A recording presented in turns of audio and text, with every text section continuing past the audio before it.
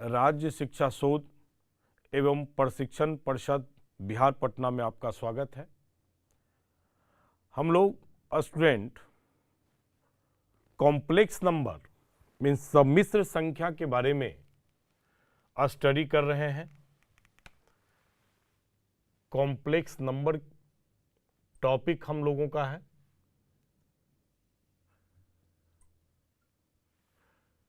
अब इस complex number में आज का टॉपिक है कि आर्गुमेंट का और मॉडुलस। फर्स्ट ऑफ ऑल पहले मॉडुलस कर लेते हैं।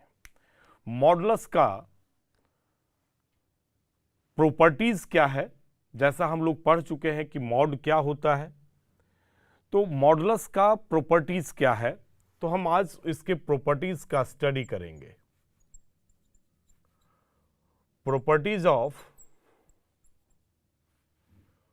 properties of modulus of complex number। modulus of complex number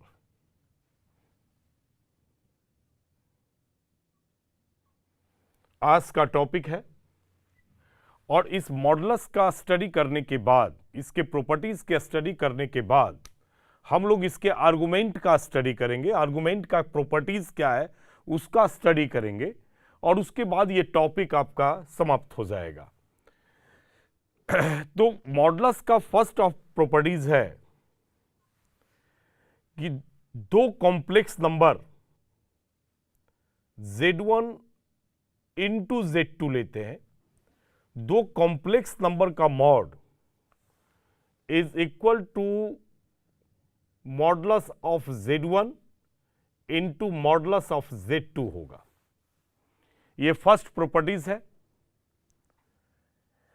तो अब इसे प्रूफ करने के लिए, इस प्रॉपर्टीज को प्रूफ करने के लिए हम लोग अलजेब्रिक मेथड को भी अडॉप्ट कर सकते हैं, या फिर इस कॉम्प्लेक्स नंबर को पोलर फॉर्म में सपोज करके आप पोलर फॉर्म या उसका दूसरा नाम ट्रिगोनोमेट्रिकल फॉर्म से भी आप इसको स्टेबल कर सकते हैं।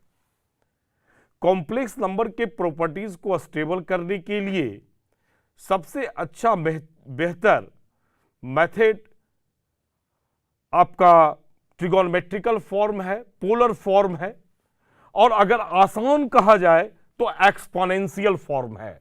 तो आप एक्सपोनेंशियल फॉर्म में भी, मीन्स कहने का अर्थ है, एक्सपोनेंशियल फॉर्म का मतलब है कि यूलर्स ने इस कॉम्प्लेक्स नंबर को एक्सपोनेंशियल फॉर्म में भी व्यक्त किया है। और अगर आप एक्सपोनेंशियल फॉर्म में करते हैं तो बहुत इजीली आप इसको प्रूफ कर सकते हैं। तो हम एक एक मेथड का चर्चा करेंगे। सबसे फर्स्ट ऑफ ऑल चलते हैं अलजेब्रिक मेथड से और देखते हैं कि क्या यह अलजेब्रिक मेथड पर यह प्रॉपर्टीज स्टेबल होता है या नहीं होता है। प्रूफ की बात करते हैं। Z1 equal to x1 plus iota y 1। Z1 equal to x1 plus iota y 1 और Z2 equal to x2 plus iota y 2। दो कॉम्प्लेक्स नंबर, दो सम्मिश्र संख्या मान लेते हैं। यहां एंड लिखे स्टूडेंट, आप और कर लेना। दो कॉम्प्लेक्स या दो सम्मिश्र संख्या है, दो कॉम्प्लेक्स नंबर है, मीन्स दो सम्मिश्र संख्या है। इसी सम्मिश्र संख्या को हम लोग कॉम्प्लेक्स नंबर कहते हैं। अभी हम यहां प्रूफ करने के लिए दोनों कॉम्प्लेक्स नंबर को हम अलजेब्रिक फॉर्म में लिए हैं और देखेंगे कि अलजेब्रिक फॉर्म में यह रिलेशन स्टेबल होता है या नहीं। वेरी वेरी इंपॉर्टेंट रिलेशन, बहुत इंपॉर्टेंट रिलेशन है मॉडुलस का। तो यहां first of all LHS side को अगर आप देखते हैं तो दो कॉम्प्लेक्स नंबर का प्रोडक्ट है।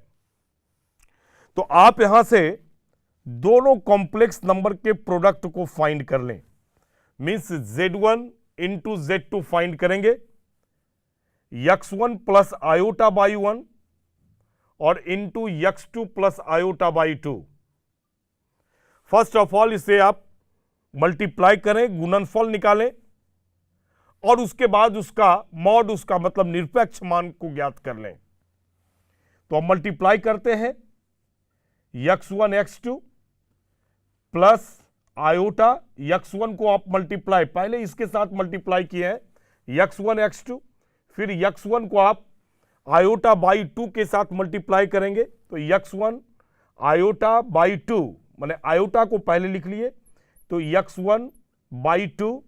अब उसी प्रकार से फिर आप आयोटा बाई 1 को इसके फर्स्ट टर्म x2 से मल्टीप्लाई करेंगे तो आयोटा बाई 1 x2।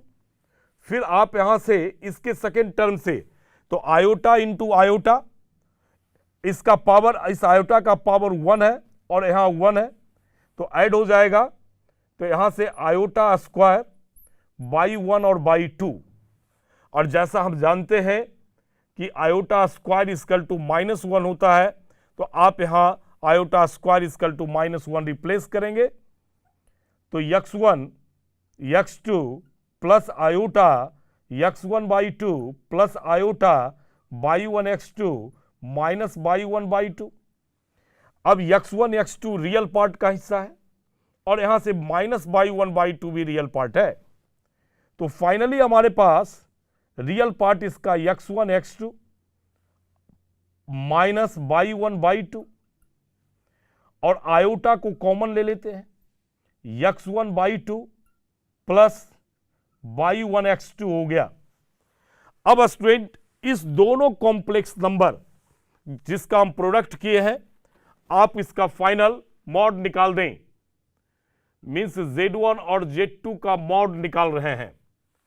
तो हम बताए थे फॉर्मूला आपको याद होगा, real part of complex number कहेंगे का whole square plus imaginary part आप लेंगे कॉम्प्लेक्स नंबर का उसका होल स्क्वायर।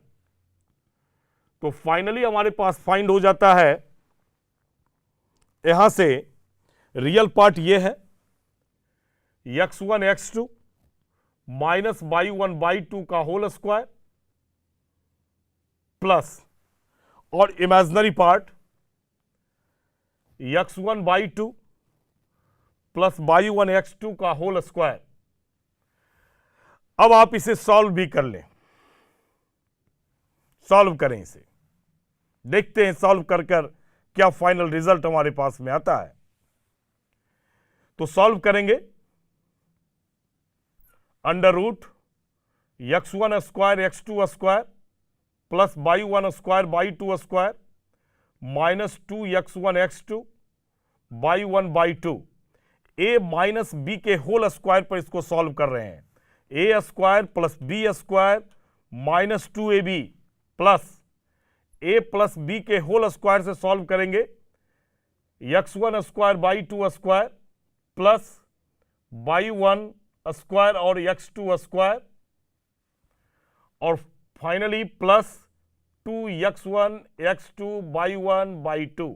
ये रूट के अंदर है स्टूडेंट, रूट के अंदर है, स्पेस नहीं रहने के कारण से नीचे लिखे हैं। यहां से प्लस माइनस आप इसे कैंसिल कर सकते हैं, तो आप कैंसिल कर दें, हमारे पास रिजल्ट आ जाता है x1 square x2 square plus y 1 square y 2 square plus x1 square y 2 square और प्लस y2 स्क्वायर और बाई 1 स्क्वायर बाई 1 स्क्वायर और x2 स्क्वायर। ये फाइनल दोनों कॉम्प्लेक्स नंबर के प्रोडक्ट का एब्सोल्यूट वैल्यू हमने फाइंड कर लिया। आप कहेंगे कि इसका निरपेक्ष मान हम इसका फाइंड कर लिया। अब राइट साइड को देखते हैं, राइट साइड हमारे पास mod of Z1 into mod of Z2 है। कहने का अर्थ है कि आप मॉड Z1 का मतलब है x1 प्लस आयोटा बाई 1 और मॉड लेंगे x2 प्लस आयोटा बाई 2 का। देखते हैं क्या होगा। फाइनली इसका मॉड हो गया x1 square plus y 1 square by 1 square और इसका मॉड फाइंड हो गया x2 square plus y2 square. अब ये दोनों स्क्वायर रूट में है तो फाइनली हो गया x1 square y1 square into x2 square plus y2 square. अब इसका प्रोडक्ट निकालेंगे हम लोग, प्रोडक्ट करेंगे x1 स्क्वायर x2 स्क्वायर, फिर आप इसके साथ करेंगे तो x1 square y2 square plus x2 square y1 square plus y1 square और y2 स्क्वायर, ये फाइनल रिजल्ट मिलेगा। अब देखते हैं कि क्या वैल्यू सेम है या नहीं है। अब देखिए इसका वैल्यू एलएचएस साइड का वैल्यू फाइंड किए हैं और यहां आरएचएस साइड का वैल्यू फाइंड किए हैं। स्क्वायर रूट के अंदर का डाटा को मैच करवाएंगे, x1 स्क्वायर x2 स्क्वायर, यहां देखिए x1 स्क्वायर और x2 square first data, plus y1 square y2 square, यहां भी आपके पास में y1 square plus y2 square है, और x1 square y2 square, x1 square plus y2 square plus y1 square और x2 स्क्वायर, तो x2 square plus y1 square. Finally आपका LHS और RHS दोनों सेम है, माने आप इस डाटा को आप LHS रख सकते हैं और ये आपके पास में RHS है। इसका अर्थ है कि हमारे पास LHS और RHS दोनों इक्वल है। इसका अर्थ है कि हमारे पास में जो गिवन स्टेटमेंट है वो गिवन स्टेटमेंट सही है। इसका अर्थ है कि मॉडुलस का फर्स्ट प्रॉपर्टीज हम स्टेबल कर लिए हैं और वो स्टेबिलिटी हमें अलजेब्रिक मेथड से मिला है। जबकि हम ये कह रहे हैं कि आप जब भी मॉड के प्रॉपर्टीज का स्टडी करें, जब भी आप स्टडी करें तो आप कोशिश करें कि आप इसे पोलर फॉर्म में भी स्टेबल करेंगे। इसी प्रॉपर्टीज को स्टूडेंट देखते हैं कि हम पोलर फॉर्म में कैसे इसको स्टेबल करते हैं। तो स्टूडेंट अब पोलर फॉर्म के लिए हमें इस दोनों कॉम्प्लेक्स नंबर को पोलर फॉर्म में सपोज करना होगा।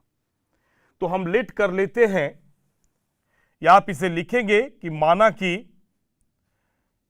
ये पहला कॉम्प्लेक्स नंबर Z1 है, आप पोलर फॉर्म में लेंगे R1 cos theta 1 plus I sign theta 1, और ये दूसरा complex number R2 cos theta 2 plus I sign theta 2। ये दो सम्मिश्र संख्या हमने सपोज किया, दो सम्मिश्र संख्या है। अब देखते हैं क्या यह पोलर फॉर्म में सेटिस्फाइड होता है या नहीं। यह बहुत इंपॉर्टेंट फॉर्म है और कोशिश करना है कि सभी मॉडुलस के प्रॉपर्टीज को और आर्गुमेंट के प्रॉपर्टीज को आप पोलर फॉर्म में ही स्टेबल करें और स्टेबल करना सीखें। अब सबसे पहले हमें यहां फिर प्रोडक्ट निकालना होगा, Z1 into Z2 R1 cos theta 1 plus I sign theta 2 theta 1 होगा, और दूसरा complex number R2 cos theta 2 plus I sign theta 2। अब इस दोनों कॉम्प्लेक्स नंबर के प्रोडक्ट को फाइंड करते हैं। R1 इंटू R2 मल्टीप्लाई करेंगे cos थीटा 1 cos थीटा 2। अब cos थीटा 1 को इसके सेकेंड टर्म से iota cos theta 1 sine theta 2, फिर आप I साइन थीटा 1 को आप इसके फर्स्ट टर्म से iota sine theta 1 cos theta 2 plus iota into iota, iota square, और यहां आपके पास में हो गया sign theta 1 into sine theta 2।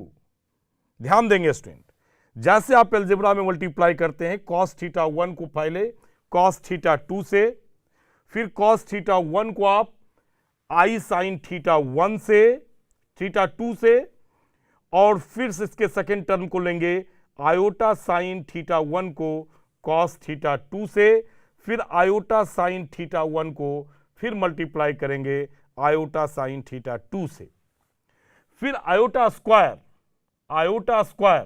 Minus हो गया, -1 होता है, तो -1 इसके बदले अगर रिप्लेस करते हैं तब तो ये रियल पार्ट हो जाएगा, और यहां भी रियल पार्ट है, एक ही साथ लिखते हैं तो हमें एक लाइन लिखने से हम बच जाएंगे। तो यहां से cos theta 1 cos theta 2 minus sine theta 1 sine theta 2, ये दोनों रियल पार्ट हो गया।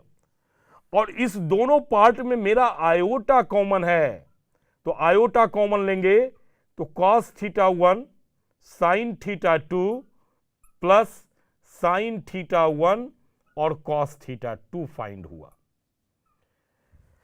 अब देखिए, हम लोग ट्रिगोनोमेट्री में कंपाउंड एंगल स्टडी किए होंगे और वहां कंपाउंड एंगल में यह फॉर्मूला आया होगा स्टूडेंट। अगर नहीं है ध्यान में तो फिर फॉर्मूला हम लिखते हैं साइन ए प्लस बी, ये फॉर्मूला था ट्रिगो में, sign A cos B plus cos A sine B. उसी प्रकार से सेकेंड फॉर्मूला था sign A minus B, sign A cos B minus cos A sine B. तीसरा आप ले सकते हैं कॉस ए प्लस बी था, तो cos A cos B minus sine a sine B. फिर next cos A minus B, cos A cos B plus sign a sine B. ये final मेरा जो है ट्रिगोनोमेट्री में जो हम चैप्टर स्टडी करेंगे उसका एक भाग है जिसे हम कंपाउंड एंगल के नाम से जानते हैं। उसी कंपाउंड एंगल का ये चारों फॉर्मूला हम लिखे हैं। इसके अलावा भी और भी फॉर्मूला कंपाउंड एंगल में है स्टूडेंट, टाइन A plus B, tan A minus B, cot A plus B, cot A minus B, tan A plus B plus C. इस प्रकार से आप उसे और भी फॉर्मूला आप उससे निकाल सकते हैं और साथ में इसको कैलकुलेशन करके इसका डेरिवेशन करके भी और भी फॉर्मूला फाइंड करेंगे, जिससे कि या करते हैं जिससे कि हम आईआईटीज के क्वेश्चन को ऑब्जेक्टिव के रूप में हम बना सके। तो कहने का अर्थ है कि यहां देखेंगे फॉर्मूला, देखिए इसका फॉर्मूला आप cos a प्लस बी का डाटा देखिए, cos a cos b minus sine a sine b, यही चीज है cos theta 1 cos theta 2 minus sine theta 1 sine theta 2। तो आपके पास में रिजल्ट आया cos a प्लस बी, तो फाइनल हो गया R1 R2 cos a के पोजीशन पर थीटा 1 है, b के पोजीशन पर थीटा 2 है, तो cos थीटा 1 अब प्लस थीटा 2 प्लस आयोटा। अब इसे देखेंगे, ये हमारे पास में यहां इसका फॉर्मूला देखेंगे साइन ए प्लस बी का, साइन ए कॉस बी, साइन ए कॉस बी, यहां थीटा 2 है स्टूडेंट, यहां से थीटा 2 है ये, तो sign A cos B plus cos A sine B, तो sign A cos B plus cos A sine B, माने ए के जगह पर थीटा 1 है और बी के जगह पर थीटा 2 है। तो फाइनल रिजल्ट हुआ साइन थीटा 1 प्लस थीटा 2। ये फाइंड हुआ दोनों कॉम्प्लेक्स नंबर का प्रोडक्ट पोलर फॉर्म में। अब जब आप इसका मॉड करेंगे तो ये तो फाइनल है, ऐसे आप स्टडी करेंगे तो देखेंगे कि इस दोनों कॉम्प्लेक्स नंबर को अगर पोलर फॉर्म में लेते हैं तो उसका प्रोडक्ट भी पोलर फॉर्म में होता है, तो इसका आगे का जो प्रोडक्ट होता है वो मॉड होता है, मतलब इसका मॉड हो गया R1 R2। तो आप फाइनली डायरेक्ट भी लिख सकते हैं R1 R2, और अगर नहीं आपको लग रहा है तो आप इसे सॉल्व कर लें इस प्रकार से। ये हमारे पास में रियल पार्ट ये हो गया R1 square R2 square cos square θ1 plus θ2, और इमेजिनरी पार्ट ये चूंकि मल्टीप्लाई होगा इसके साथ में, तो R1 स्क्वायर R2 स्क्वायर और साइन स्क्वायर θ1 प्लस θ2 होगा।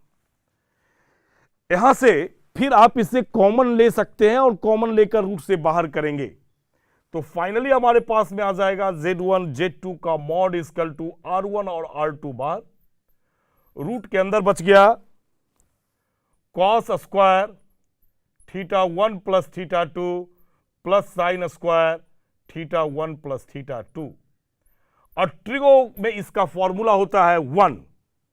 हमारे पास ट्रिगोनोमेट्री में फॉर्मूला है cos square theta plus sine square theta equal to 1। तो फाइनल ये 1 हो गया और 1 का रूट 1, तो आप इसे R1 R2 इंटू 1 लिखेंगे। Final result R1 into R2 हो जाएगा। अब इसके राइट साइड को देखेंगे, पोलर फॉर्म में मॉड Z1 R1 है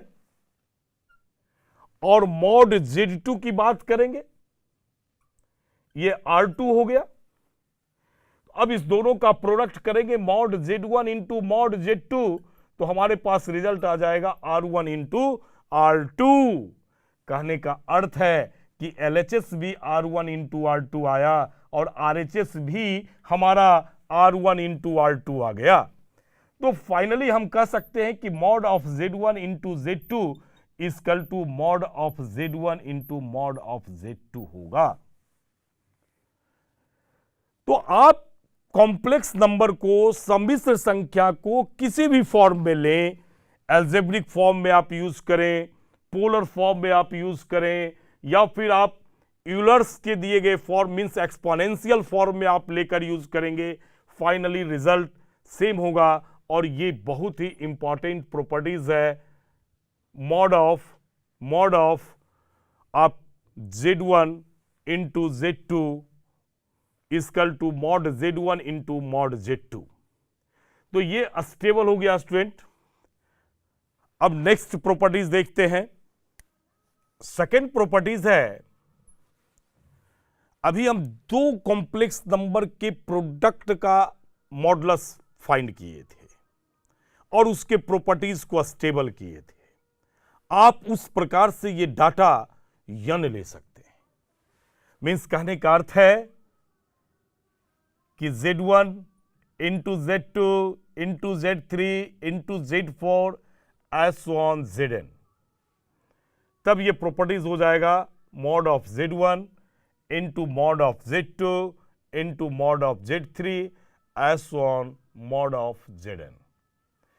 तो ये डाटा इसके अंदर जितना आपके पास में है, दो कॉम्प्लेक्स नंबर का प्रोडक्ट हो, तीन कॉम्प्लेक्स नंबर का प्रोडक्ट हो, समथिंग जो भी हो, आप सबको इंडिविजुअल आप मॉडुलस में फाइंड करके आप उसके प्रोडक्ट को निकाल सकते हैं। जैसे फॉर एग्जांपल की बात करते हैं, एग्जांपल उदाहरण देते हैं। मान लिया जाए कि हम आपको 3 + 2 आयोटा और 1 + 5 आयोटा इस प्रकार से दिए और इसकी फाइनली इसके मॉड को फाइंड करने के लिए कहा। तो आप दो प्रोसेस ले सकते हैं। पहले तो इसका दोनों का प्रोडक्ट करेंगे, प्रोडक्ट कर आप उसका कॉम्प्लेक्स नंबर बनाएंगे। कॉम्प्लेक्स नंबर बनाने के बाद आप इस पर मॉडुलस का प्रयोग करेंगे, और या तो आप डायरेक्ट इसके प्रॉपर्टीज को स्टडी करके, अगर आप प्रॉपर्टीज दिमाग में है तो आप कर सकते हैं कि शायद ये दो कॉम्प्लेक्स नंबर का प्रोडक्ट है, ये मॉड ऑफ 3 + 2i होगा इंटू मॉड ऑफ 1 + 5i होगा। माने फाइनली इसका मॉड निकालेंगे 3 स्क्वायर प्लस 2 स्क्वायर, और इसका हो गया 1 स्क्वायर प्लस 5 स्क्वायर। मीन्स ये 9 और प्लस 4 हो गया, और 1 प्लस ये 25 हो गया। ये √13 हो गया और √26 हो गया। आप 13 को भी √13 लिख सकते हैं, इंटू 2 लिख सकते हैं। तो रूट 13 आपका रूट से बाहर, तो 13 रूट 2, ये फाइनल स्क्वायर रूट हो गया। तो इसमें आप प्रोडक्ट करने से बचेंगे। अभी क्या करना पड़ता हमें, अगर ये प्रॉपर्टीज नहीं होता तो क्या करना पड़ता, जो देखते हैं स्टूडेंट, क्या करना पड़ता हमें सबसे पहले इसका प्रोडक्ट फाइंड करना पड़ता। कैसे आपको बताए, ये इस 3 को मल्टीप्लाई करते, फिर 5i के साथ मल्टीप्लाई करते, तो 3 के साथ मल्टीप्लाई करेंगे तो 3 को 5 से करेंगे तो 15 आयोटा, अब 2 आयोटा को 1 से करेंगे तो 2 आयोटा, और 2 को आप 5 से करेंगे तो 10 आयोटा स्क्वायर। अब आयोटा स्क्वायर इक्वल टू -1, तो 3 प्लस, और यहां देखेंगे 15 आयोटा और 2 आयोटा, 17 आयोटा हो गया, 17 आयोटा हो गया, और आयोटा स्क्वायर -1 हो गया, मीन्स -10 हो गया, -10 हो गया। अब 3 और -10 तो -7 और +17 आयोटा। अब इसके ये हमारे पास कॉम्प्लेक्स नंबर बन गया। अब इस कॉम्प्लेक्स नंबर का मॉड फाइंड करते, 3 + 2 आयोटा, 3 + 2 आयोटा इंटू 1 + 5 आयोटा का मॉड, तो -7 का स्क्वायर और +17 का स्क्वायर, तो 7 का स्क्वायर हो गया 49, और 17 का स्क्वायर हमारे पास में हो गया, 17 का स्क्वायर कर लेते हैं,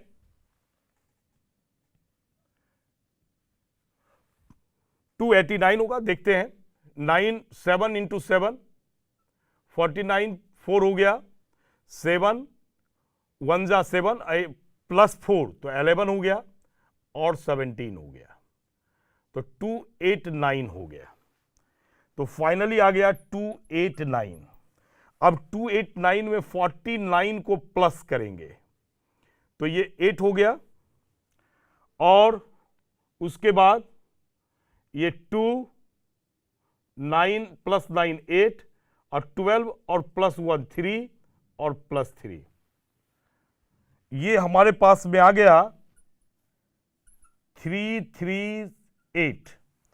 अब फैक्टराइज भी कर लेते हैं आपके सामने, चलिए 2 से फैक्टराइज करते हैं, तो 1 हो गया, 6 9 13 और 13, ये फैक्टराइजेशन हो गया, 1 आ गया ये। तो फाइनली 2 × 13 × 13, मैंने फाइनली रिजल्ट हुआ √2 × 13 × 13। देखिए फाइनल आ गया, तो 13 आप रूट से बाहर कर लीजिए, √2 हो गया।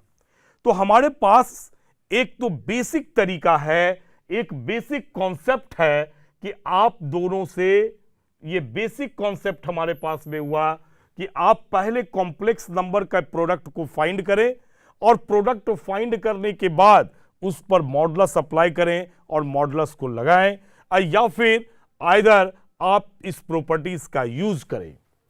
देखेंगे प्रॉपर्टीज नंबर 3 बहुत छोटा है, यहां कर लेते हैं, मॉड ऑफ Zn, जेड का पावर n है, घात इसका n है, और उसका मॉड कर रहे हैं, इक्वल टू मॉड z का घात n हो जाएगा, पावर n हो जाएगा। ये प्रॉपर्टीज नंबर 3 है, और ये भी प्रॉपर्टीज सेकेंड नंबर प्रॉपर्टीज से ही बना हुआ है। कैसे बना हुआ है देखते हैं। हमारे पास अभी ये डाटा लिखे हैं, in general Z1 × Z2 × Z3 ऐसो ऑन Zn का mod of Z1, mod of Z2, mod of Z3 ऐसो on mod of Zn। Suppose कीजिए कि सारा ये मॉड सेम है, मतलब Z1 बराबर Z2 है, बराबर Z3 है, एज सो ऑन बराबर Zn है, और वो किसके बराबर है, Z के बराबर है, ऐसा मान लेते हैं। तो ये क्या हो जाएगा, ये हो जाएगा mod Z into mod Z into mod Z as so on mod Z, n times हो गया, चूंकि 1 से n तक है तो n टाइम्स हमारे पास में हो गया, और ये भी हमारे पास mod Z into mod Z into mod Z S1 mod z हो गया। मतलब फाइनली कहेंगे कि n टाइम्स तक आप z को मल्टीप्लाई करते हैं, इसका अर्थ है कि z का जो घात होगा वो n होगा। मतलब यहां z का घात n का मॉड हो गया, इजकल टू यहां मॉड z को हम लोग n टाइम्स बार मल्टीप्लाई कर रहे हैं, इसका अर्थ है कि मॉड z का भी घात हमारे पास में n हो गया। इस प्रकार से इसका थर्ड नंबर प्रॉपर्टीज जो कि फर्स्ट नंबर प्रॉपर्टीज पर ही आधारित है, आप इसको कॉलरीज भी कर सकते हैं या अलग प्रॉपर्टीज भी मान सकते हैं स्टूडेंट। तो ये 2 नंबर प्रॉपर्टीज हो गया और ये थर्ड नंबर प्रॉपर्टीज हो गया। तो अब स्टूडेंट इसके बाद का जो प्रॉपर्टीज नंबर 4 से आगे का जो प्रॉपर्टीज है वो नेक्स्ट लेक्चर्स में हम लोग देखेंगे। धन्यवाद।